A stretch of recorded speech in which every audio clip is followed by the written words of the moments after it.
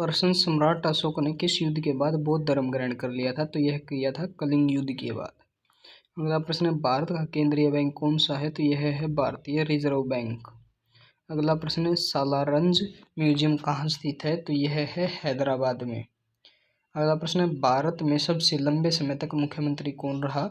तो यह रहे थे ज्योति बसु जी, पश्चिम बंगाल में। अगला प्रश्न, संसार की सबसे लंबी नदी कौन सी है? तो यह थी नील नदी। अगला प्रश्न है, भारतीय राष्ट्रीय कांग्रेस का प्रथम मुस्लिम अध्यक्ष कौन थे? तो ये थे बदरुद्दीन तैयब जी। अगला प्रश्न है, भारत के प्रथम गृह मंत्री कौन थे? तो यह थे सरदार वल्लभ भाई पटेल। भारत के वर्तमान गृह मंत्री कौन है? कमेंट में जरूर बताएं।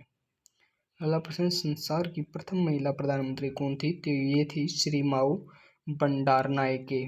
अगला प्रश्न है, हड़प्पा की सभ्यता किस युग से संबंधित है? तो यह है कांस्य युग से संबंधित। अगला प्रश्न, रविंद्रनाथ टैगोर ने भारत के राष्ट्रीय गान के अलावा किस एक और देश का राष्ट्रीय गान लिखा था? तो यह लिखा था बांग्लादेश का। तो बांग्लादेश के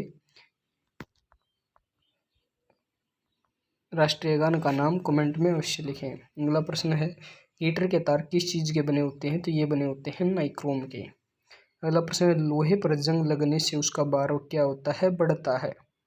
अगला प्रश्न, विश्व का सबसे बड़ा नदी द्वीप माजुली असम किस जिले में स्थित है? तो यह है पातालपुरी में।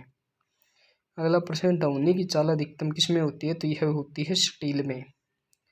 अगला प्रश्न है, दीन ए इलाही धर्म किस मुगल शासक ने चलाया था? तो यह चलाया था अकबर ने। किस वर्ष चलाया था? कमेंट में जरूर बताएं।